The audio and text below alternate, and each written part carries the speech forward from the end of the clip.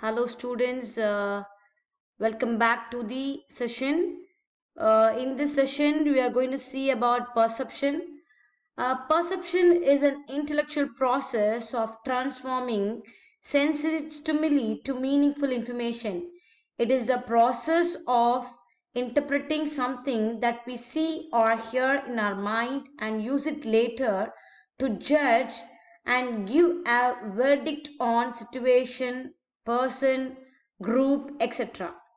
So it can be defined as perception includes all those processes by which an individual receives information about his environment, seeing, hearing, feeling, tasting, and smelling. So, perception that happens through the help of sensory organs, that is smelling, seeing, tasting, touching, and hearing. So sensory organs, nose, eyes, tongue, hands, ear play a vital role in perception process. So based on the sensory organs, we can divide it into 6 types of sound. The ability to receive sound by identifying vibrations of speech, the competence of interpreting and understanding the sounds of language heard, touch, identifying objects through patterns of its surface by touching it, taste, the ability to receive flavor of substances by tasting it through sensory organs known as taste buds. Other organs, they approve perception through body like balance, acceleration, pain, time, sensation felt in throat and lungs, etc. Of the social world, it permits people to understand other individuals and groups of their social world. Example, if any girl goes to restaurant and likes their customer service, so she will perceive that it's a good place to hang out and will recommend to her friends also, who may or may not like it. So the she, or we can call it as Priya or Shubha or what, whoever it is, uh, perception about the restaurant is good according to Priya. So this perceptual process involves these three steps, that is receiving, selecting, organizing, interpreting. Receiving is the first and most important stage in the process of perception. It is the initial stage in which a person collects all information and receives the information through the sense organs. Second one, selection. Selection is the second stage in the process. Here, a person doesn't receive a data randomly but selectively. A person selects some information out of all in accordance with his interest or needs. The selection of data is dominated by various internal and external factors. External factors that influence perception of an individual externally are intensity, size, contrast, movement, repetition, familiarity, and novelty. Internal factors such as psychological requirements, learning, background, experience, self-acceptance, and interest. Organizing. Keeping things in order to say in a synchronized way is called organizing. In order to make sense of the data received, it is important to organize them, grouping them on the basis of their similarity, proximity, closure, continuity. Establishing a figure ground is the basic process in the perception. So here we figure out what is kept as main focus, and by ground we mean background stimuli which are not given attention. Perceptual constancy, that is the tendency is to stabilize perception so that contextual changes don't affect them. Final one is interpreting. Finally, the collected ideas about a particular object, depending upon the need or interest, interpretation means that the information we have sensed and organized is finally given a meaning by turning it into something that can be categorized. It includes stereotyping, halo effect, and we can call the forced effect on somebody, partiality. So we can keep on saying that. Okay. So these are the process involved in perception. So receiving. So whatever we receives or we are about to uh, take into consideration is called receiving. So these three are important. You can add that also. Okay. So next, importance importance of perception. We need to understand what the role of perception in the organization is. It is very important in establishing different role of perception, like it helps to understand the task to be performed. So here I mentioned understands human behavior. So the manager, if he understands the employee behavior or employee skill set, so he can allot the better division of work to each employee. He can allocate the work based on the skill set. So next helps to predict human behavior. Understanding associated importance of tasks that has to be allotted based on their interest is playing vital role here. Understanding preferred behavior to complete respective task. So it helps to understand the needs of the people. Manager will understand the needs of the employee, and based on that he will categorize the work.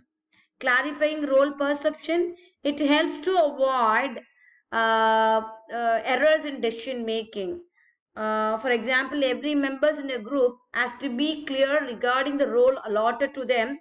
Programmer writes that code, tester checks it, etc. So based on the skill set, based on the specification, based on the specialization of the individual, the manager will categorize the work. So these are the importance of perception in the context of organizational process or function. So next we move to the factors influencing perception. Perception is the process by which an individual selects, organizes, and interprets information to create a meaningful picture. As I told earlier, perception depends not only on the physical stimuli but also on the stimulu's relation to the surrounding field and on conditions within the individual. Perception is the process by which individuals organize and interpret their sensory perceives in order to give meaning to their environment. When an individual looks at a target and attempts to interpret what he or she sees, that interpretation is heavily influenced by the personal characteristics of the individual perceiver. Personal characteristics that affects perception include a person's attitudes, personality, motives, interest, past experiences, and expectations.